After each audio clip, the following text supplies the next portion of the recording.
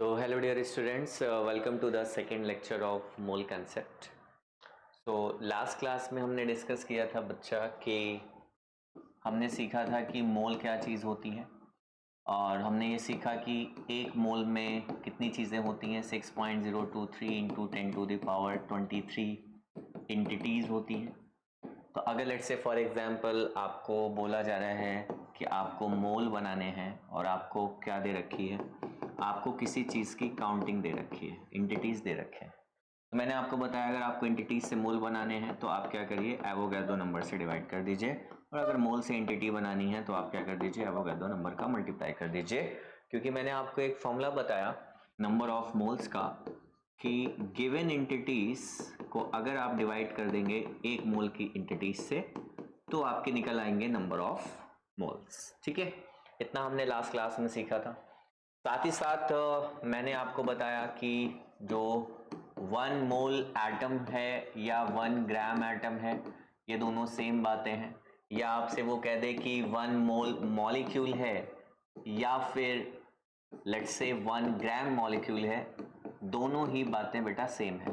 ठीक है, तो इतना हमने सीखा लास्ट क्लास में। एंड मैंने आपको डेफिनेशन भी बताई इस नंबर की। This number is very special, this is called Avogadro's number. और एवोगैड्रोस नंबर हमने सीखा कि एवोगैड्रो नंबर क्या होती है। ये इंडिकेट करती है, डिनोट करती है number of atoms present in exactly 12 gram sample of C612। तो हमने जब वैल्यू कैलकुलेट की तो हमें पता लगा कि एक मोल में 6.023 इंटू 10⁻23 इंटिटीज होती हैं। या मैं बोल सकता हूं कि जो Na एटम्स होते हैं, Na एटम्स ऑफ 6C12, इनका एक्चुअली वेट जो होता है वो होता है बेटा 12 ग्राम। ठीक है, इतनी बातें हमने लास्ट क्लास में डिस्कस की हुई थी। ठीक है, और मैंने कुछ क्वेश्चंस भी आपको दिए थे कि जिसमें मैंने आपको number of gram atom, number of gram molecule calculate करना सिखाया था। साथ ही साथ हमने फीलिंग लिया था कि एवोगाड्रो नंबर इतनी बड़ी क्यों है। ठीक है, और मैंने आपको बताया था चीज़ों को काउंट करके मेजर करना इतना आसान चीज़ नहीं होती है। तो आज हम सीखेंगे कैलकुलेशन ऑफ मोल्स का second part. Calculation of mole की बात की जा रही है, लेकिन अब हम मोल को निकालना सीखेंगे फ्रॉम गिवन मास। ठीक है, तो मास से मोल को कैसे कैलकुलेट किया जाएगा आज की क्लास में हम ये सीखेंगे। ठीक है, तो बेसिकली मोल जो है वो जस्ट एक काउंटिंग यूनिट है। तो अगर आपको जब तक काउंटिंग नहीं पता है तब तक आप मोल नहीं कैलकुलेट कर सकते हैं।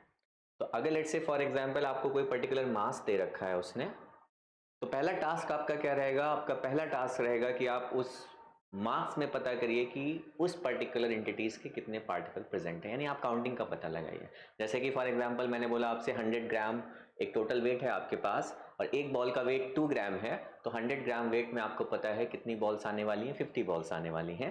तो आपने क्या किया, टोटल वेट को एक बॉल के वेट से डिवाइड कर दिया, 2 ग्राम से डिवाइड कर दिया, तो आपका आंसर आ गया कि 100 ग्राम अगर टोटल वेट है और एक बॉल का वेट 2 ग्राम है तो ओवरऑल ऐसी 50 बॉल्स आएंगी। ठीक है, जस्ट लाइक दैट अगर हमें ये पता लग जाए कि गिवन मास में कितने नंबर ऑफ पार्टिकल्स हैं, एक बार हमें नंबर ऑफ पार्टिकल्स पता लग गए तो सिंपल सा मैंने आपको क्या बताया है कि जो गिवन एंटिटीज हैं, गिवन पार्टिकल्स हैं, उनको Na से आप डिवाइड कर देंगे तो आपको क्या मिल जाएगा बेटा, नंबर ऑफ मोल्स मिल जाएगा। ठीक है, तो अगर मुझे ये इंफॉर्मेशन है कि उस मास में कितने पार्टिकल्स हैं, लेकिन उस मास में कितने पार्टिकल्स हैं इस बात का पता लगाने के लिए मुझे एक पार्टिकल का मास पता होना चाहिए। ठीक है, तो मैं ये बोल सकता हूं कि फॉर गिवन मास मैं मोल को कैलकुलेट कर सकता हूं। Moles can be calculated if we know the number of particles present in that particular mass,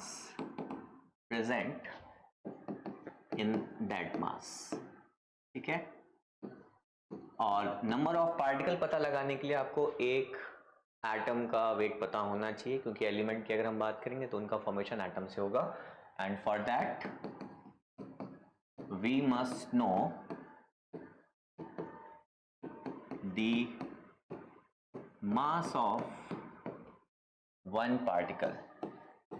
ताकि आप टोटल जो वेट है उसको एक पार्टिकल के वेट से अगर आप डिवाइड करेंगे, एक पार्टिकल के मास से डिवाइड करेंगे तो आपको मिल जाएंगे टोटल नंबर ऑफ पार्टिकल्स जिनसे वो मास मिलके फॉर्म हुआ है। ठीक है, तो बेसिकली अब हमें एक पार्टिकल का मास निकालना है और जो पार्टिकल हैं जनरली एटम से मिलके बने होते हैं। तो फर्स्ट ऑफ ऑल हम लोग डिफाइन करेंगे किसको, एटॉमिक मास को, कि एटॉमिक मास क्या चीज होती है।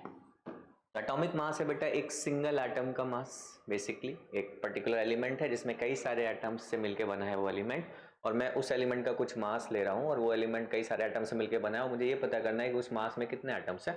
तो पहले तो मुझे ये पता होना चाहिए कि एक एटम का मास कितना है। तो एटॉमिक मास क्या रिप्रेजेंट करता है, it just represent the mass of single atom. ठीक है, it represent the mass of single atom of element.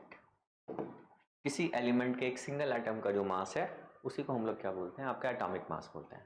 अब अगर लेट्स से फॉर एग्जांपल मैं आपसे सवाल करूं कि किसी एटम का मास कहां से आ रहा है, या उस एटम में जो मास है वो किन किन पार्टिकल्स की वजह से आ रहा है, तो आपको सिंपल सा एक रफ स्ट्रक्चर पता है एटम का, क्लास 9 से आप पढ़ते आ रहे हैं कि एटम में एक न्यूक्लियस होता है जिसके अंदर न्यूट्रॉन एंड प्रोटॉन होते हैं और इसके चारों तरफ बेसिकली इलेक्ट्रॉन क्लाउड होता है या इलेक्ट्रॉन होते हैं। ठीक है, तो बेसिकली अगर मैं बोलूं कि न्यूट्रॉन, प्रोटॉन और इलेक्ट्रॉन ये तीन फंडामेंटल पार्टिकल हैं जिनसे मिलकर एटम का फॉर्मेशन हुआ है। तो अगर मैं तीनों एटम के मासेस, तीनों फंडामेंटल पार्टिकल के मासेस को ऐड कर दूं तो मेरी थिंकिंग ये बोलती है कि मुझे क्या मिल जाना चाहिए, एटम का मास मिल जाना चाहिए। ठीक है, यानी कि जो पर्टिकुलर एलिमेंट होता है उस एलिमेंट को हम लोग जनरली कैसे रिप्रेजेंट करते हैं, लेट्स से कोई एलिमेंट, कोई एटम ए है तो उसको हम ऐसे बोलते हैं कि ये लेट्स से फॉर एग्जांपल कोई एटम एक्स है, एक्स कोई एटम है, कोई एक एलिमेंट है, ठीक है, जिसका एटम एक्स है। तो Z होता है आपका एटॉमिक नंबर और A को हम लोग क्या बोलते हैं, मास नंबर बोलते हैं। ठीक है, इसको कई तरीके से रिप्रेजेंट किया जाता है, कभी ऐसे भी लिखा होता है या फिर कभी ये ऐसे भी लिखा होता है, एंड कई तरीके के रिप्रेजेंटेशन होते हैं इसके। तो बेसिकली Z क्या होता है आपका, Z is called the atomic number, और इस एटॉमिक नंबर से बेटा क्या आते हैं आपके, प्रोटॉन आता है और इलेक्ट्रॉन आता है, यानी कि number of proton and number of electron जो है वो एटॉमिक नंबर Z के बराबर होती है अगर एटम क्या है, न्यूट्रल है। ठीक है, इफ एटम इज न्यूट्रल तो आपका number of proton number of electron के बराबर होगा। लेकिन अगर एटम चार्ज हो जाएगा, let's say for example positive charge आ गया, उस पर पॉजिटिव चार्ज आने का मतलब इलेक्ट्रॉन कम हो गए, इलेक्ट्रॉन कम हो गए तो प्रोटॉन ज़्यादा हो जाएंगे। ठीक है, तो ये केवल किसके लिए ट्रू है, केवल एटम जब न्यूट्रल है तो जितने प्रोटॉन है उतने ही क्या होने चाहिए, इलेक्ट्रॉन होने चाहिए, क्योंकि जितना पॉजिटिव चार्ज है उतना ही नेगेटिव चार्ज होना चाहिए, सिंपल सी चीज़ है। इसी तरीके से आपका ए जो है उसको हम लोग बोलते हैं, it is called the mass number. ठीक है, तो ए जो मास नंबर है ये रिप्रेजेंट करता है number of proton plus number of neutrons को। तो अगर लेट्स से फॉर एग्जांपल मुझे नंबर ऑफ न्यूट्रॉन्स निकालने हैं तो मैं मास नंबर में से प्रोटॉन के नंबर माइनस कर दूंगा, या फिर मैं मास नंबर में से एटॉमिक नंबर Z माइनस कर दूंगा तो मुझे नंबर ऑफ प्रोटॉन मिल जाएंगे। यानी मैं किसी भी एलिमेंट में ये पता लगा सकता हूं कि उसमें कितना न्यूट्रॉन है, कितना प्रोटॉन है और कितना इलेक्ट्रॉन है। ठीक है, ये छोटी क्लासेस से आप पढ़ते चले आ रहे हो सेम चीज। अब क्योंकि मुझे एटम का मास चाहिए और एटम का मास जो आएगा बेटा वो आएगा तीनों फंडामेंटल पार्टिकल के एडिशन से, क्योंकि हमारी जो बेसिक अंडरस्टैंडिंग है वो यही बोलती है, ठीक है, कि अगर हम फंडामेंटल पार्टिकल के मासेस को ऐड कर देंगे तो हमें क्या मिल जाना चाहिए, हमें मिल जाना चाहिए एटम का मास। तो अगर मुझे एटम का मास निकालना है तो अगर मैं एक एग्जाम्पल ले लूँ, लेट्स से फॉर एग्जाम्पल मैंने ले लिया 2He4 का एक एटम। ठीक है, तो अगर मैं आपसे पूछूं कि इसमें प्रोटॉन कितने हैं तो आप बोलेंगे 2, क्योंकि इसके एटॉमिक नंबर क्या है, Z है। अगर मैं आपसे पूछूं कि इसमें इलेक्ट्रॉन कितने हैं, बिकॉज ये न्यूट्रल एटम है, तो Z equal to P equal to E होगा, तो इलेक्ट्रॉन की जो नंबर हो जाएगी, नंबर ऑफ इलेक्ट्रॉन कितने हो जाएंगे, इसमें 2 हो जाएगा।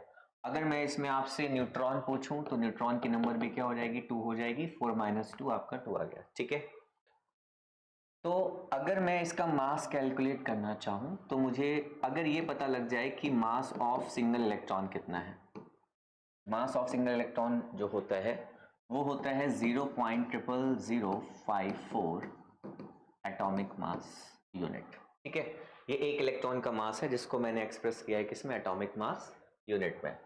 इसी तरीके से मास ऑफ प्रोटॉन होता है आपका 1.00727 एटॉमिक मास यूनिट।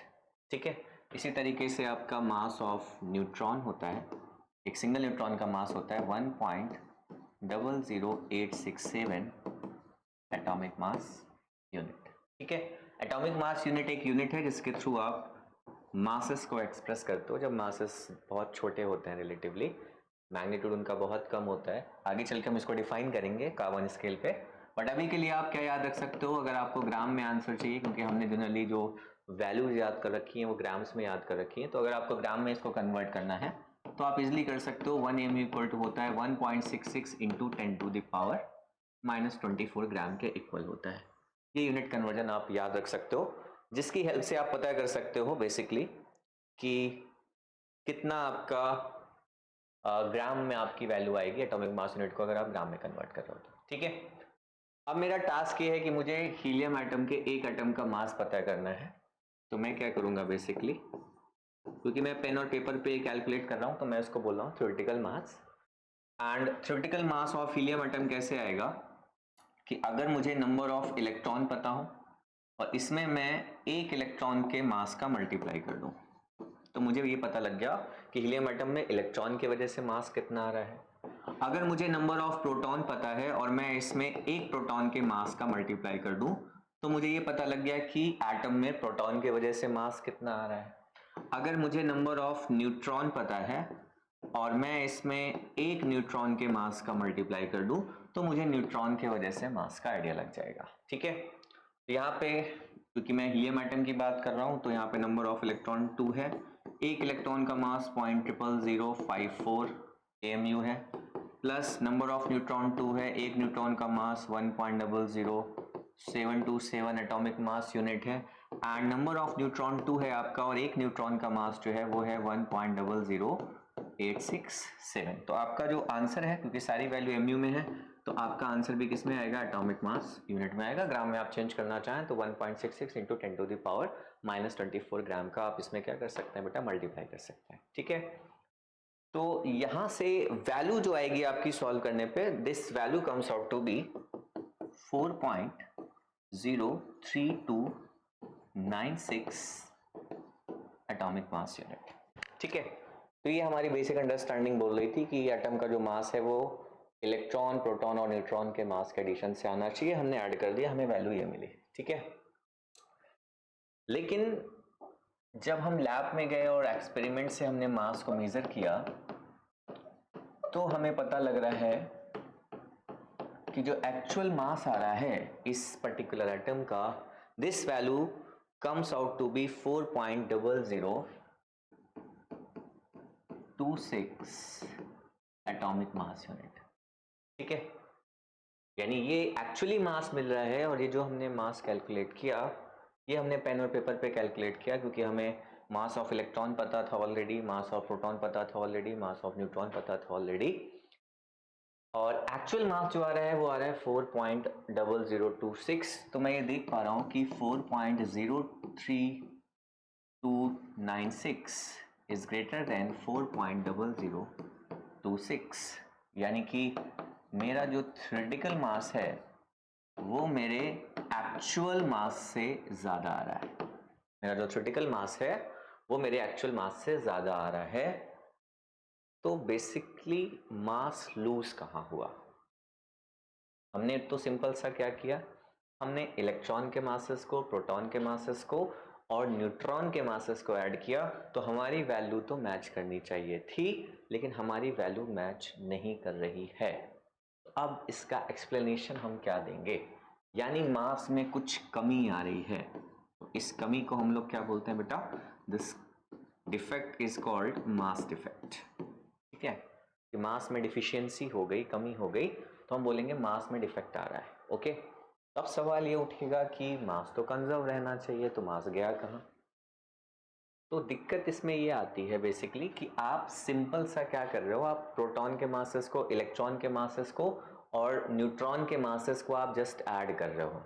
और ऐड करने से प्रॉब्लम क्या हो रही है, आपने बस 2 प्रोटॉन लिए, 2 न्यूट्रॉन लिए और 2 ही इलेक्ट्रॉन ले लिया आपने, ठीक है।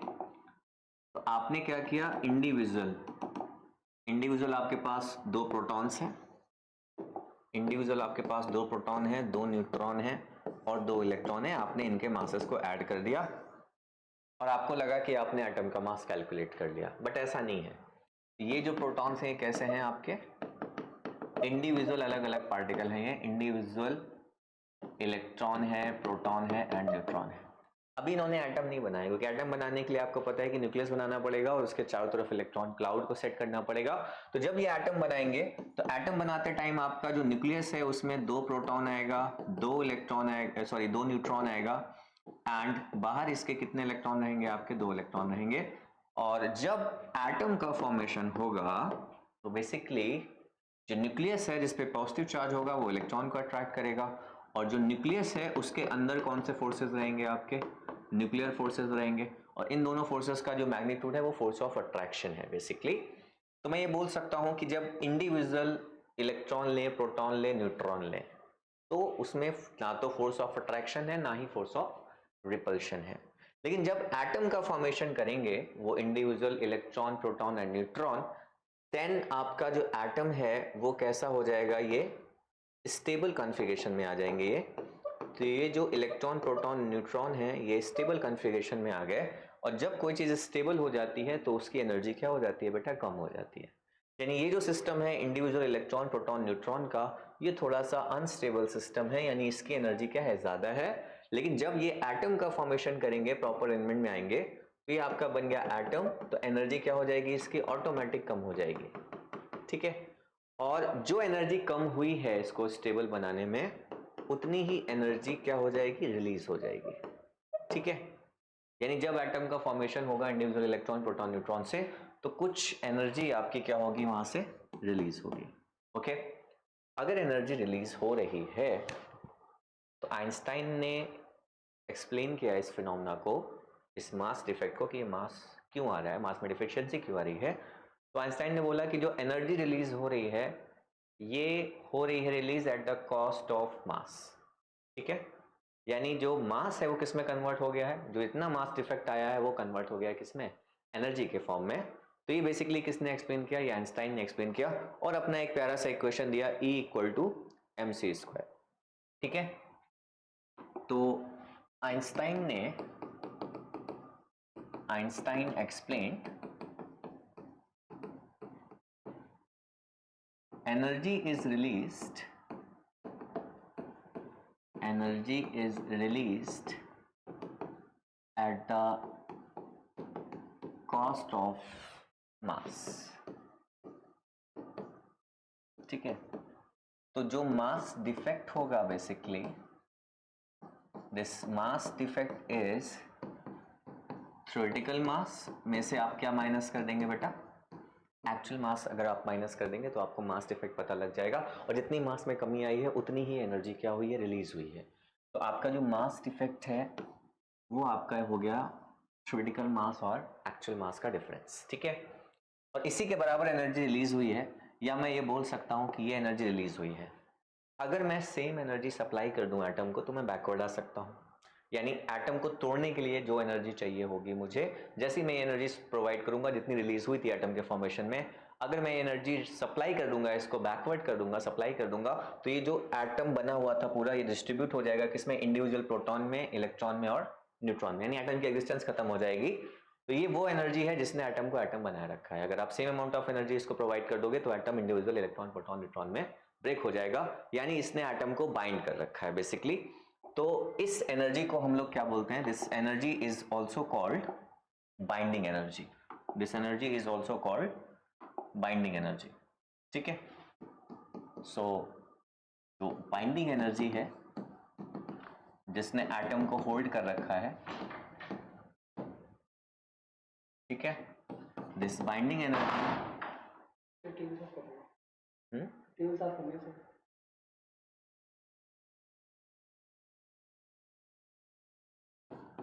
This binding energy can be calculated from the following equation del M C square. ठीक है, तो डेल एम क्या होगा बेटा, डेल एम होगा आपका mass defect, this is called the mass defect. ठीक है, जितना ज़्यादा मास डिफेक्ट होगा उतनी ज़्यादा एनर्जी रिलीज होगी। तो अब मुझे ये बताओ, समझाने का मेरा फंडा ये था कि मुझे आप ये बताइए कि क्या एटम का मास इलेक्ट्रॉन, प्रोटॉन और न्यूट्रॉन के मासेस को ऐड करने से आएगा? नहीं। जब भी एटम फॉर्म होगा तो कुछ ना कुछ एनर्जी रिलीज होगी, और जब कुछ ना कुछ एनर्जी रिलीज होगी तो डेफिनेटली उसके मास में क्या आएगा, डिफेक्ट आएगा। तो जब मास में डिफेक्ट आएगा तो कभी भी एटॉमिक मास जो है वो इलेक्ट्रॉन, प्रोटॉन और न्यूट्रॉन के इंडिविजुअल मासेस का एडिशन नहीं होगा। जनरली हमारे दिमाग में ये चीज़ चलती है कि जो एटम का मास है वो आ रहा है इलेक्ट्रॉन की वजह से, प्रोटॉन की वजह से और न्यूट्रॉन की वजह से, बट आपको यहाँ पे मास डिफेक्ट का भी थोड़ा सा आइडिया रखना है। तो हम ये बोल सकते हैं कि पॉइंट पे बेसिकली कि एटॉमिक मास, ये की पॉइंट समझाने के लिए मैंने आपको सारी बातें बताई कि atomic mass is not the sum of masses due to electron, proton and neutrons present in that atom.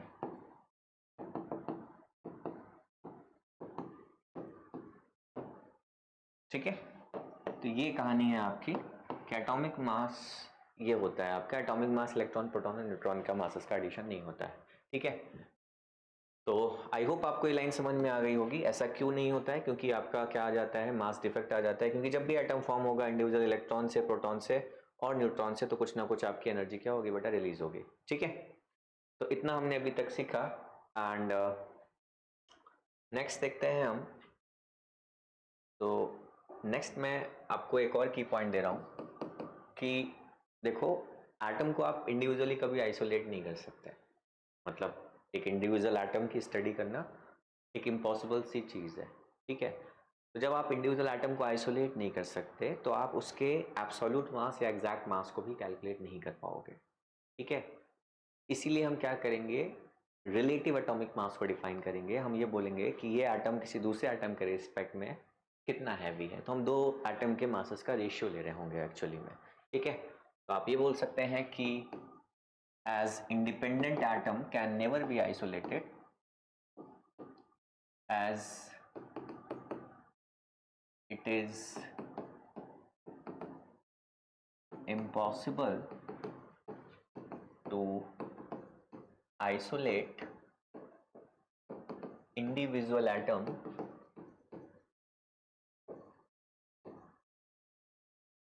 so we cannot measure exact mass, or we can say absolute mass of individual atom,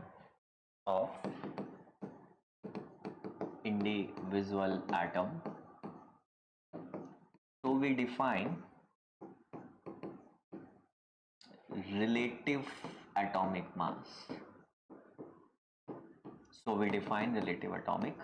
mass. ठीक है, इसीलिए हमें relative atomic मास की जरूरत पड़ती है। अब relative atomic मास basically अलग अलग स्केल्स पे असाइन किए जाते हैं किसी एटम के रिस्पेक्ट में। तो जो पहली स्केल है बेसिकली, अब हम बात कर रहे हैं किसकी बेटा, रिलेटिव एटॉमिक मास की। और रिलेटिव एटॉमिक मास की जो पहली स्केल हम डिस्कस करेंगे, this is called hydrogen scale और ऑल्सो कॉल्ड डाल्टन स्केल। ठीक है, इसकी बात अब हम करने वाले हैं।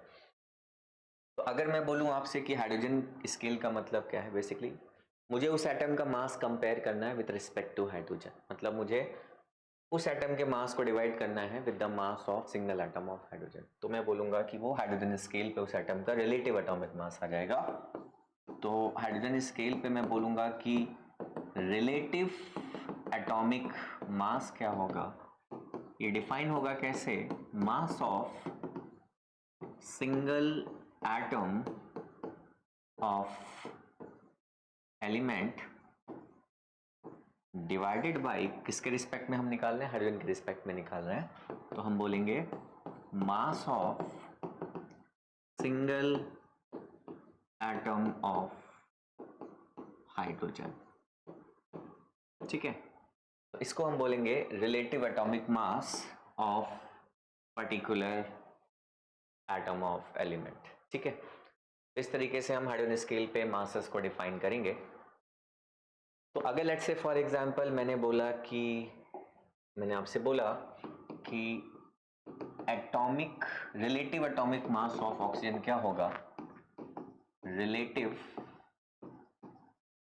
एटॉमिक मास ऑफ ऑक्सीजन क्या होगा, तो आपका सवाल सिंपल, आंसर सिंपल सा आएगा कि सर रिलेटिव एटॉमिक मास जो होगा, relative atomic mass of oxygen, this must be equal to mass of single atom of oxygen divide किससे हो जाएगा, ये mass of single atom of hydrogen। ठीक है, ये हमारा रिलेटिव एटॉमिक मास आ जाएगा, किसका बेटा, ऑक्सीजन का आ जाएगा, लेकिन किस स्केल पे आएगा, ये हाइड्रोजन स्केल पे आएगा। लेकिन सवाल तो ये है, रेशियो तो तब ले पाओगे ना आप जब आपको एब्सोल्यूट मास पता होगा, यानी कि mass of single atom of hydrogen भी नहीं पता है आपको और mass of single atom of oxygen भी नहीं पता है, लेकिन फिर भी आपको ये रेशियो कैलकुलेट करना है, क्योंकि हमने एब्सोल्यूट मास तो डिफाइन कर नहीं रखा और डिफाइन किया भी नहीं जा सकता। तो हमें बेसिकली इन दो चीज़ों का रेशियो निकालना है, MO/mH निकालना है, mass of oxygen with respect to mass of hydrogen. ठीक है, तो ये निकाला जाएगा, जबकि हमें दोनों चीज़ें पता भी नहीं होंगी तब भी हम निकालेंगे, और ये हम निकालेंगे किससे, with the help of water से निकालेंगे। और ये निकालने के लिए आपको वाटर के लिए दो चीज़ें पता होनी चाहिए। आपको ये पता होना चाहिए कि वाटर की मास कंपोजिशन क्या होती है और वाटर का केमिकल फॉर्मूला क्या होता है। अगर आपको ये दो चीज़ें पता हैं तो फिर आप इजीली इस वैल्यू को कैलकुलेट कर पाएंगे। लेकिन प्रॉब्लम ये है, उस टाइम पे लोगों को वाटर का फॉर्मूला भी नहीं पता है और उसकी मास कंपोजिशन भी नहीं पता है, क्योंकि अगर आज आपको पता है कि वाटर H2O होता है, ठीक है, तो आप ऑक्सीजन ले लो 16, वाटर हाइड्रोजन ले लो 2, आप इजीली निकाल सकते हो मास कंपोजिशन भी और आपको फॉर्मूला भी पता है, तो आप इस वैल्यू को इजीली कैलकुलेट कर सकते हो। बट उस टाइम पे ना लोगों को केमिकल फॉर्मूला पता है और ना ही मास कंपोजिशन पता है, तो लोग फिर भी कैलकुलेट कर पाएंगे relative atomic mass of oxygen. आइए देखते हैं कैसे कैलकुलेट कर पाएंगे। तो सबसे पहले तो हम क्या निकालेंगे, मास कंपोजिशन ऑफ वाटर निकालेंगे। ठीक है, क्यों कर रहे हैं अभी आपको समझ में आ जाएगा, कैसे निकल के आएगा MO/mH का रेशियो, उसके लिए हम ये सारी चीज़ें कर रहे हैं। तो सबसे पहले हम देख रहे हैं मास कंपोजिशन ऑफ वाटर। अभी लोगों को बस ये पता है कि भाई अगर मैं हाइड्रोजन गैस को कंबाइन करता हूं किसके साथ, ऑक्सीजन गैस के साथ, तो मुझे मिलता है क्या, वाटर। यानी लोगों को ये पता है कि वाटर में हाइड्रोजन के एटम है और प्लस ऑक्सीजन के एटम है, ये इंफॉर्मेशन है लोगों को। ठीक है, अगर लेट्स से फॉर एग्जांपल मैं एक सेटअप कर रहा हूं जिसमें इस सेटअप के अंदर मेरे पास 4 ग्राम हाइड्रोजन है और 40 ग्राम ऑक्सीजन है। ठीक है, और इन दोनों को बर्न किया जा रहा है और बर्न करने पे कुछ लिक्विड फॉर्म हो रहा है। जाहिर बात है कि ये जो लिक्विड है, इस लिक्विड को हम लोग क्या बोलेंगे, वाटर, क्योंकि कंबशन रिएक्शन हो रही है। ठीक है, और उस वाटर में मुझे पता है क्योंकि मैं हाइड्रोजन जला रहा हूँ और ऑक्सीजन को बर्न कर रहा हूँ, कंबशन रिएक्शन हो रही है दोनों के बीच में, तो डेफिनेटली हाइड्रोजन के एटम होंगे और ऑक्सीजन के एटम होंगे वहां पे। अब मुझे ये पता करना है कि 4 ग्राम हाइड्रोजन और 40 ग्राम ऑक्सीजन ने मिलके कितना वाटर का मास तैयार किया है। तो टोटल वाटर का जो मास होगा उसमें हमें ये पता लगाना पड़ेगा कि हाइड्रोजन की वजह से मास कितना आया और ऑक्सीजन की वजह से मास कितना आया, तभी हम मास परसेंट निकाल पाएंगे कि टोटल वाटर का मास ये है, उसमें हाइड्रोजन एटम की वजह से कंट्रीब्यूशन ये है और ऑक्सीजन एटम की वजह से कंट्रीब्यूशन ये है। ठीक है, तो वो निकालने के लिए हमने क्या किया, इन दोनों के बीच कंबशन रिएक्शन कराई और कंबशन रिएक्शन के कराने के बाद हमने देखा कि कुछ गैसेस बच गई हैं। अब जो बची हुई गैसेस है उसमें हाइड्रोजन भी हो सकता है, ऑक्सीजन भी हो सकता है, या ऐसा हो हाइड्रोजन हो ही ना, केवल और केवल ऑक्सीजन हो। इस बात का पता लगाने के लिए, क्योंकि हमें पता करना पड़ेगा ना कि इस 4 ग्राम हाइड्रोजन में से कितनी हाइड्रोजन लिक्विड वाटर में कन्वर्ट हुई है, या इस 40 ग्राम ऑक्सीजन में से कितनी ऑक्सीजन लिक्विड वाटर में कन्वर्ट हुई है, तभी हम मास परसेंट निकाल पाएंगे। वो करने के लिए हमने क्या किया कि यहाँ से जो गैसेस थी हमने उसको कलेक्ट किया यहाँ पे, और नीचे मैंने सेटअप लगा दिया बेटा पैलिडियम का। ये पैलिडियम आपकी मेटल होती है बेसिकली, तो मैंने यहाँ पे पैलिडियम ले लिया। अच्छा, पैलिडियम का काम क्या होता है? पैलिडियम का काम होता है हाइड्रोजन को एब्जॉर्ब करना। इवन इतनी ज़्यादा एब्जॉर्बिंग पावर होती है इसकी कि अपनी वॉल्यूम के 9 टाइम्स से हाइड्रोजन गैस को एब्जॉर्ब कर सकती है। इससे फ़ायदा क्या होगा? इससे फ़ायदा हमारा ये होगा कि इनिशियल जो पैलिडियम का वेट है, इनिशियल पैलिडियम का जो वेट है वो मैंने मेजर कर लिया कि 100 ग्राम है, ठीक है। और हो सकता है कि जो गैस है इसमें कुछ हाइड्रोजन भी हो और ऑक्सीजन भी हो, लेकिन पैलेडियम सिलेक्टिवली किसको एब्जॉर्ब करेगा? हाइड्रोजन को एब्जॉर्ब करेगा। अगर पैलेडियम का वेट 100 ग्राम से बढ़ गया, थोड़ा सा भी ज्यादा हो गया, तो मुझे ये पता लग जाएगा कि 4 ग्राम हाइड्रोजन में से कितनी हाइड्रोजन ने रिएक्ट किया है या कितनी हाइड्रोजन ने रिएक्ट नहीं किया है। तो मैंने देखा क्या कि इनिशियल पैलेडियम 100 ग्राम है एंड आफ्टर सम टाइम अभी भी जो पैलेडियम का वेट है ये 100 ग्राम ही है, ये चेंज नहीं हुआ है। इसका मतलब ये हुआ कि जो हाइड्रोजन 4 ग्राम आपने ली थी, 4 ग्राम आपने ऑक्सीजन ली थी, सॉरी हाइड्रोजन ली थी, वो पूरी की पूरी चली गई है किसमें? वाटर में। क्योंकि अगर उसका कुछ पार्टिकल अनरिएक्टेड रह जाते तो पैलेडियम का वेट थोड़ा सा बढ़ जाता है, क्योंकि पैलेडियम सिलेक्टिवली किसको एब्जॉर्ब कर रहा है? हाइड्रोजन को एब्जॉर्ब कर रहा है। तो मुझे यहां से पता लग गया कि भाई जो रिएक्टेड हाइड्रोजन है, मास ऑफ रिएक्टेड हाइड्रोजन जो है वो आपका हो जाएगा 4 ग्राम, पूरी की पूरा वो रिएक्ट कर जाएगा। ये चीज मुझे पता लग गई यहां से, ठीक है। तो अब मुझे ये पता है कि मेरे जो एयर है, ये जो सॉरी जो गैस है बेसिकली, इसमें कोई हाइड्रोजन नहीं है, इसमें केवल और केवल ऑक्सीजन आ सकती है जो कि अनरिएक्टेड होगी। वो पता लगाने के लिए मैंने इस गैस को फिर से कलेक्ट किया दूसरे कंटेनर में, और इस दूसरे कंटेनर में अब मुझे पता है कि पूरी ऑक्सीजन गैस है, और ऑक्सीजन गैस को एब्जॉर्ब करने के लिए हमारे पास एक सॉल्वेंट होता है basically, and this solvent is called alkyl pyrogallol. ये क्या करता है? ये सिलेक्टिवली आपका ऑक्सीजन को एब्जॉर्ब करता है, ऑक्सीजन गैस को।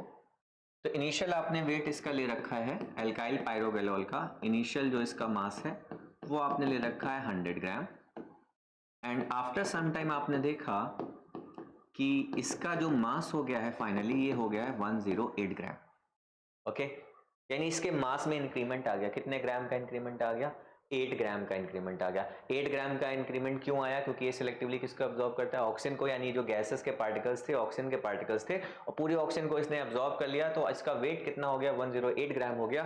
यानी 8 ग्राम ऑक्सीजन जो आई है वो इस गैस से आई है, और ये गैस कहां से आई है? इस सिस्टम से आई है। और इस सिस्टम में जो 40 ग्राम ऑक्सीजन थी उसमें से कुछ वाटर के फॉर्म में चली गई, कुछ अनरिएक्टेड बच गई, तो ये वही ऑक्सीजन है जो अनरिएक्टेड है, और इसका वेट कितना आ जाएगा? क्योंकि केवल और केवल 8 ग्राम इंक्रीमेंट हुआ है, तो मैं ये बोल सकता हूं कि जो रिएक्टेड ऑक्सीजन है आपकी, mass of reacted oxygen, unreacted कितनी रहेगी?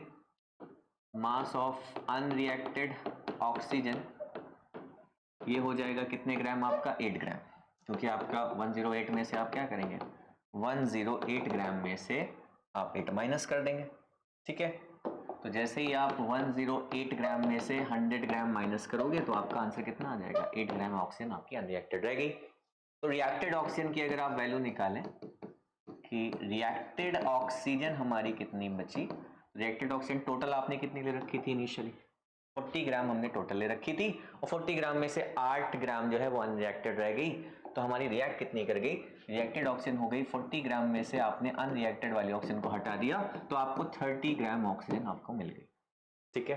यानी हमें पता क्या लगा इससे? हमें ये पता लगा इससे कि मैंने मिक्सचर ले रखा था 4 ग्राम किसका? हाइड्रोजन का, ठीक है, एंड मैंने मिक्सचर ले रखा था 40 ग्राम ऑक्सीजन का। तो इसमें से जब वाटर बना तो उस वाटर में हाइड्रोजन आया प्लस ऑक्सीजन आया, तो हाइड्रोजन की वजह से कितना वेट आया वाटर में? 4 ग्राम आया। ऑक्सीजन की वजह से कितना वेट आया? 30 ग्राम आया, यानी वाटर कितना फॉर्म हुआ, वाटर का जो वेट फॉर्म हुआ वो फॉर्म हुआ 36 ग्राम। ठीक है, तो अगर मैं आपसे बोलूं कि मास परसेंट ऑफ हाइड्रोजन बताइए, तो आप बोलेंगे टोटल वाटर फॉर्म हुआ 36 ग्राम, और मैं वाटर में बात कर रहा हूं, ये टोटल वाटर हुआ आपका 36 ग्राम, और 36 ग्राम में हाइड्रोजन का कितना कॉन्ट्रीब्यूशन है, 4 ग्राम है। इंटू 100 कर देंगे आप, तो आपको परसेंट मिल जाएगा। सॉल्व करने पे वैल्यू आएगी 11.11%। इसी तरीके से अगर मैं बोलूं आपसे कि मास percent of oxygen in water कितना होगा, तो आप बोलेंगे कि 32 ग्राम है कॉन्ट्रीब्यूशन ऑक्सीजन का, ऑक्सीजन एटम का, और डिवाइड कर देंगे आप 36 से और इंटू 100, या 100 में से आप माइनस भी कर सकते थे इस वैल्यू को, तो आपका आंसर आ जाएगा 89.89%। तो इस एक्सपेरिमेंट से हमें क्या पता लग गया, हमें इस एक्सपेरिमेंट से पता लग गया कि मास कंपोजिशन ऑफ वाटर कितना होता है, कि वाटर का अगर आपने मास 100 ग्राम लिया है तो उस 100 ग्राम में 11.11 ग्राम आपका हाइड्रोजन का कंट्रीब्यूशन है, और 89.89 ग्राम जो है कंट्रीब्यूशन वो किसका है, वो कंट्रीब्यूशन है आपका ऑक्सीजन के वजह से। तो इस तरीके से हमने क्या निकाल लिया, मास कंपोजिशन निकाल लिया ऑफ वाटर। एंड इसके बाद अब हमें क्या करना है, वाटर का फॉर्मूला पता करना है। ठीक है, कि वाटर का फॉर्मूला क्या है, जब ये दोनों इन्फॉर्मेशन हमारे पास होंगी तो हम relative atomic mass of oxygen easily calculate कर पाएंगे। ठीक है, तो एक टास्क तो हमारा खत्म हो गया। दूसरा टास्क है वाटर का केमिकल फॉर्मूला पता करना, और वाटर का केमिकल फॉर्मूला पता करने के लिए हमारे पास दो हाइपोथेसिस आएंगी, एक आएगी Berzelius hypothesis and second hypothesis is Avogadro hypothesis. तो पहली जो हाइपोथेसिस है, this is called Berzelius hypothesis.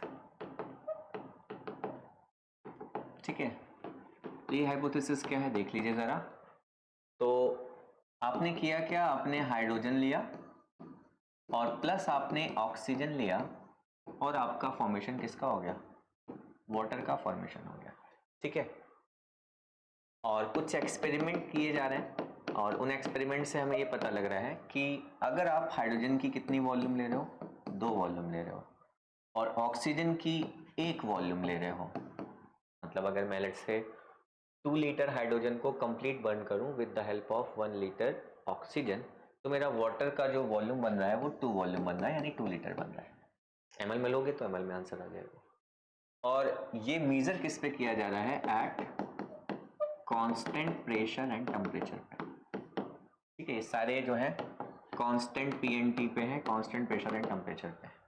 मैंने आपको बताया भी था फर्स्ट लेक्चर में कि कांस्टेंट प्रेशर और टेम्परेचर पे जो अमाउंट ऑफ गैस है वो आप किससे बता सकते हो, वॉल्यूम से बता सकते हो। यानी ये जो वॉल्यूम है इनडायरेक्ट वे में क्या इंडिकेट कर रही है, अमाउंट को। लेकिन उस टाइम पे जो नोन थ्योरी है वो डाल्टन एटॉमिक थ्योरी है, उस टाइम पे मॉलिक्यूल का कंसेप्ट लोगों के पास नहीं है।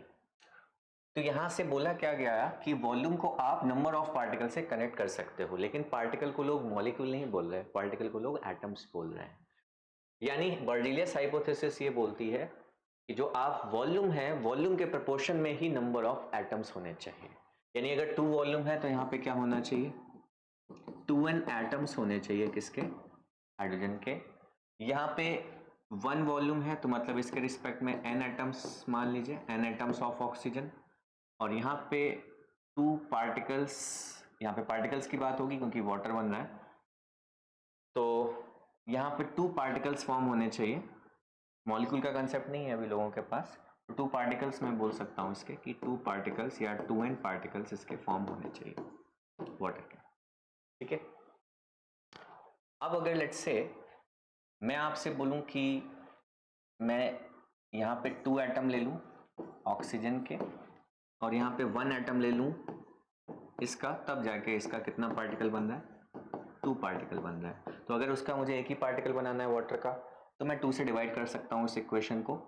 तो मैं बोलूँगा 1 atom of hydrogen plus half atom of oxygen is going to form 1 particle of water. ठीक है, लेकिन क्या कभी एटम फ्रैक्शन हो सकता है, 0.5 एटम की बात हो रही है, एटम तो फ्रैक्शन होता नहीं, एटम तो डिवाइड नहीं किया जा सकता। ठीक है, एटम तो स्मॉलेस्ट यूनिट है आपकी। तो बेसिकली प्रॉब्लम क्या आ रही है, ये वैल्यू किस में आ रही है, ये फ्रैक्शन में आ रही है वैल्यू, और एटम फ्रैक्शन में हो नहीं सकता। यानी जो बर्जीलियस हाइपोथेसिस है ये कैसी हाइपोथेसिस हो गई, ये इनकरेक्ट हाइपोथेसिस हो गई, जो कि वॉल्यूम को किससे कनेक्ट कर रही है, एटम से कनेक्ट कर रही है। ठीक है, यानी आपका जो वॉल्यूम है वो एटम से कनेक्टेड नहीं है, पहली चीज। तो इस प्रॉब्लम को दूर करने के लिए फिर एवोगैड्रो ने अपना स्टेटमेंट दिया। एवोगैड्रो ने बोला कि जो वॉल्यूम है वो एटम से नहीं कनेक्टेड है। उन्होंने एक टर्म डिफाइन किया मॉलिक्यूल। उन्होंने बोला कि मॉलिक्यूल क्या होता है, कॉम्बिनेशन होता है एक से ज़्यादा एटम्स का, सेम काइंड के या डिफरेंट काइंड के, और जो वॉल्यूम होती है गैस की कांस्टेंट प्रेशर और टेम्परेचर पे, वो वॉल्यूम के डायरेक्टली नंबर ऑफ मॉलिक्यूल्स के डायरेक्टली प्रोपोर्शनल होती है, ना कि नंबर ऑफ एटम्स के। क्योंकि हमने एटम पे लगा के देखा तो हमें पता लग रहा है कि फ्रैक्शन वैल्यू आ रही है, और फ्रैक्शन में एटम की नंबर हो नहीं सकती, एटम फ्रैक्शन नहीं हो सकता, इसलिए हाइपोथेसिस क्या हो जाती है, गलत हो जाती है। लेकिन अगर फिर भी हम इस हाइपोथेसिस को लिखना चाहें तो हम बोल सकते हैं अकॉर्डिंग टू दिस हाइपोथेसिस,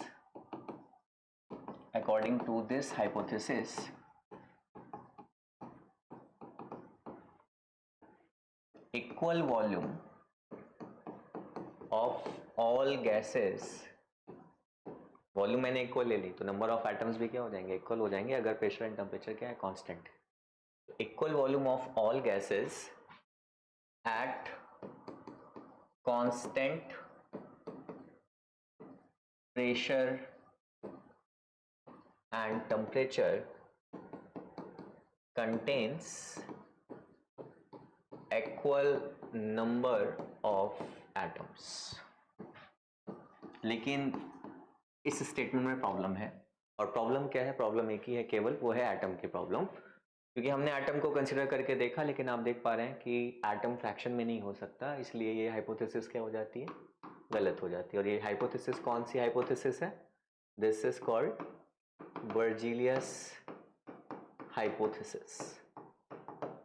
ठीक है, तो एवोगैड्रो ने इसको करेक्ट करने के लिए, as atoms can not be fractional, as atom can not be fractional, so Avogadro ने एक term introduce किया and that term is called molecule। So Avogadro introduced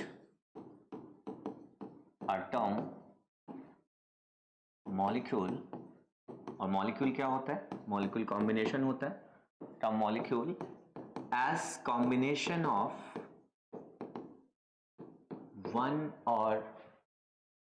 combination of two or more same or different atoms।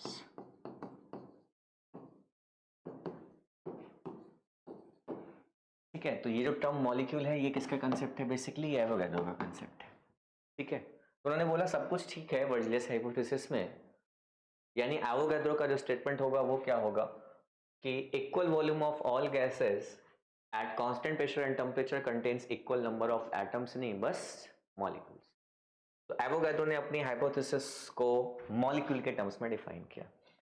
तो मैं बोल सकता हूं कि Avogadro जो हाइपोथेसिस है या स्टेटमेंट जो है एवोगैड्रो हाइपोथेसिस का, वो क्या हो जाएगा बेटा, वो हो जाएगा कि equal volume of all gases, equal volume of all gases at constant pressure and temperature contains equal number of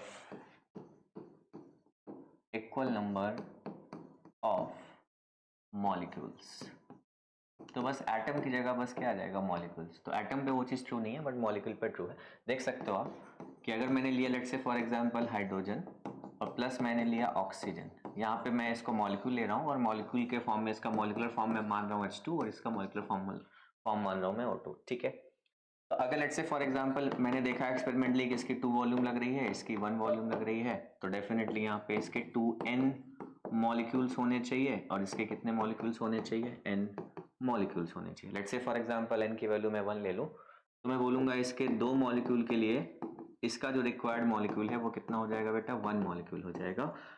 और अगर मैं 2 से डिवाइड कर दूं इस इक्वेशन को, तो मैं बोलूँगा इसके 1 मॉलिक्यूल के लिए इसका कितना लगेगा, हाफ मॉलिक्यूल लगेगा। ये मॉलिक्यूल है बेसिकली, एटम नहीं है ये। और वन मॉलिक्यूल में कितना एटम्स है? वन मॉलिक्यूल में 2 हाइड्रोजन के एटम है। यानी यहाँ से वन मॉलिक्यूल को अब एटम में कन्वर्ट करो तो अब आप बोलोगे कितने हाइड्रोजन के एटम है? 2 हाइड्रोजन के एटम है यहाँ पे। और half molecule of oxygen, molecule half हो सकता है, हाफ मॉलिक्यूल ऑफ ऑक्सीजन मतलब एक मॉलिक्यूल में 2 एटम है तो हाफ मॉलिक्यूल में एक ही ऑक्सीजन एटम हो जाएगा। तो देखो जरा, अब डेफिनेशन फिट हो गई यहाँ पे। 2 हाइड्रोजन एटम जब कंबाइन होंगे एक ऑक्सीजन एटम से, तब जाके आपका पार्टिकल बनेगा, एक मॉलिक्यूल बनेगा किसका? H2O का। यानी H2O का जो फॉर्मूला हो गया वो फॉर्मूला क्या निकल के आया? वाटर का जो फॉर्मूला निकल के आया वो क्या निकल के आया? H2O। यानी 2 हाइड्रोजन एटम जब एक ऑक्सीजन एटम से कंबाइन करेंगे तब जाके आपका वाटर फॉर्म होगा, और इसी मॉलिक्यूल को हम लोग वाटर बोलेंगे। और वाटर में क्या होता है? 2 हाइड्रोजन के एटम किसके रिस्पेक्ट में? एक ऑक्सीजन के रिस्पेक्ट में। ठीक है, तो now we know the chemical formula of water and now we know the mass composition of water। तो हम ऑक्सीजन का एटॉमिक वेट बता सकते हैं। देखिए कैसे बताएंगे हम। अब हमारे पास 2 इंफॉर्मेशन है। हमें पता है कि जो वाटर है उसका केमिकल फॉर्मूला H2O है, और अगर मैं बोलूं आपसे कि मैंने 100 ग्राम वाटर ले रखा है तो आप मुझसे बोलेंगे कि इस 100 ग्राम में मास ऑफ हाइड्रोजन सर कितना है? 11.11 ग्राम है। और अगर मैं आपसे बोलूं कि इस 100 ग्राम वाटर में मास ऑफ ऑक्सीजन एटम कितना है तो आप बोलेंगे सर 89.89 ग्राम हमने कैलकुलेट कर रखा है पहले से। ठीक है, इतनी बात हमें पता है। यानी इस 100 ग्राम जो वेट है ये टोटल आ रहा है हाइड्रोजन एटम के वेट के वजह से और ऑक्सीजन एटम के वेट के वजह से। तो एटम्स का ही तो वेट है ये। कितने एटम्स का वेट है ये इंफॉर्मेशन हमें नहीं है। तो लेट्स से हम मान लेते हैं कि इसके कुछ 2n एटम्स होंगे। अगर मैं ऑक्सीजन के एटम कितने मान लूं? n एटम्स मान लूं, तो ऑक्सीजन के n एटम्स के रिस्पेक्ट में हाइड्रोजन के कितने एटम आएंगे? 2n एटम्स आएंगे, क्योंकि फॉर्मूला क्या बोल रहा है? H2O। ऑक्सीजन के एक एटम के रिस्पेक्ट में इसके कितने एटम है? 2 एटम है, और हमें ये नहीं पता कि इसमें कितने एटम्स है इस मास में। तो हम मान ले रहे हैं ये जो 11.11 ग्राम वेट आ रहा है, लेट्स से ये किसका वेट है? ये है mass of 2n atoms of hydrogen. और ये जो 89.89 ग्राम वेट है ये लेट्स सपोज कर लीजिए कि ये है mass of n atoms of oxygen. ठीक है, तो अगर मैं ये mass of n atoms of oxygen है तो मैं ऐसे भी बोल सकता हूं कि अगर मैं नंबर ऑफ एटम्स में, नंबर ऑफ ऑक्सीजन एटम्स में एक ऑक्सीजन एटम के मास का मल्टीप्लाई कर दिया जाए तो मुझे ये मास मिल जाएगा। ठीक है, या अगर मैं पहले रेशियो ले लूं इन दोनों का तो मैं बोल सकता हूं कि mass of n atoms of oxygen divided by mass of 2n atoms of hydrogen, this value comes out to be 89.89 divided by 11.11। ठीक है, and mass of n atoms रफली वैल्यू कितनी जाएगी? रफली वैल्यू 8 आएगी। ठीक है, mass of n atoms of oxygen को आप ऐसे बोल सकते हो कि n into mass of single atom of oxygen. अगर आप एक सिंगल एटम ऑफ ऑक्सीजन में नंबर ऑफ एटम्स का मल्टीप्लाई कर दोगे ऑक्सीजन के, तो ऑक्सीजन एटम की वजह से मास आ जाएगा, जो वैल्यू कितनी 89.89 ग्राम है। इसी तरीके से मैं क्या लिख सकता हूं? 2n into mass of single atom of hydrogen. ठीक है, अगर मैं इसको कैंसिल आउट करता हूं तो ये वैल्यू आएगी 1/2 और यहाँ पे वैल्यू आ रही है 8। तो ये देखो जरा बेटा, मास of oxygen atom divided by mass of single hydrogen atom, और ये वैल्यू कितनी आ रही है? 8 2 कितनी आ रही है? 16 आ रही है। और ये वैल्यू किसकी है? MO/mH की वैल्यू है। यानी ये क्या है? Relative atomic mass of oxygen on hydrogen scale with respect to hydrogen. तो निकल आया हमारा यहाँ से, तो किसकी वैल्यू निकल आई हमारी? ये वैल्यू निकल के आ गई किसकी बेटा? MO/mH की।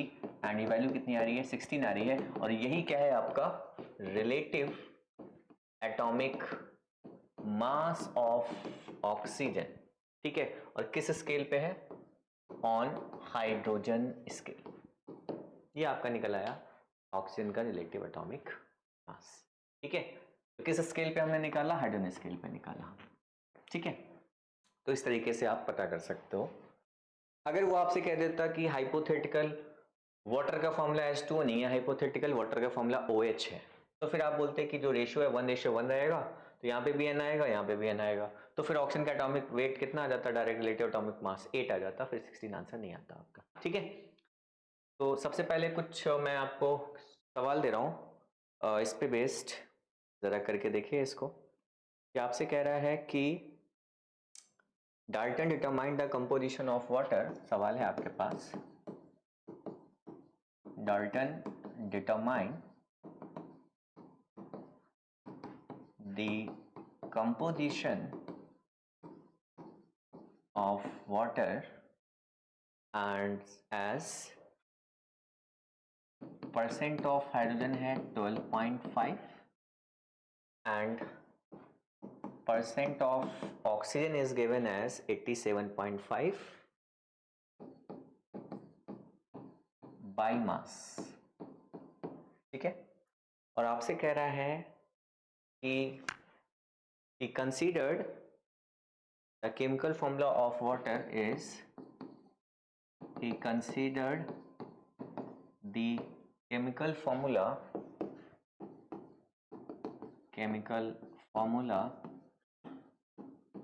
of water as OH। अब आपको H2 नहीं लेना, फॉर्मूला क्या लेना है आपको, OH लेना है।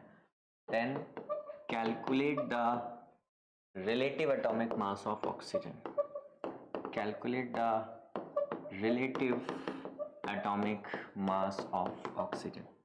ठीक है, तो सिंपल सा आप बोलेंगे कि अब जो वाटर है आपका वो H2O ना होके क्या है बेटा, OH है।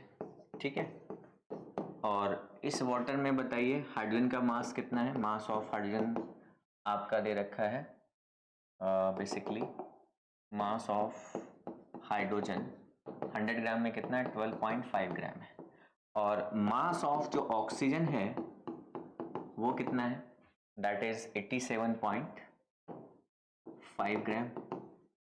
ठीक है, तो अगर मैं इन दोनों का रेशियो लूंगा तो ये हाइड्रोजन एटम की वजह से मास है, तो n हाइड्रोजन एटम की वजह से होगा, क्योंकि अब रेशियो कितना है, 1:1 है, तो एटम की नंबर आप क्या मानेंगे, n मानेंगे, तो आप लिखेंगे n इंटू ये क्या है, mass of single hydrogen atom, और ये भी क्या लेंगे अब आप, ये 2n नहीं लेंगे, अब ये भी क्या लेंगे आप, n लेंगे, क्योंकि जो वाटर का फॉर्मूला है वो क्या कह रहा है कि क्या लेना है आपको, OH लेना है। ठीक है, बाय डिफॉल्ट बाय कंसिडरेशन आपको OH लेना है, तो n इंटू क्या हो जाएगा बेटा, ये mass of single oxygen atom हो जाएगा। तो अब दोनों का रेशियो लोगे तो n से n क्या हो जाएगा, सिंपल कैंसिल आउट हो जाएगा।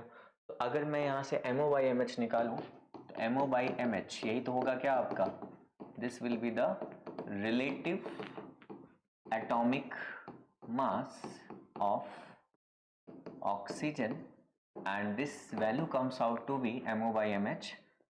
तो ऑक्सीजन एटम की वजह से जो मासेस है वो आ रहा है 87.5 एंड दिस इज 12.5, तो रफली आपका 7 टाइम्स एग्जैक्ट चला जाएगा ये, यानी अब आपका relative atomic mass of oxygen कितना आ गया, आंसर आपका 7 आ गया, यानी अब MO/MH आपका 7 है।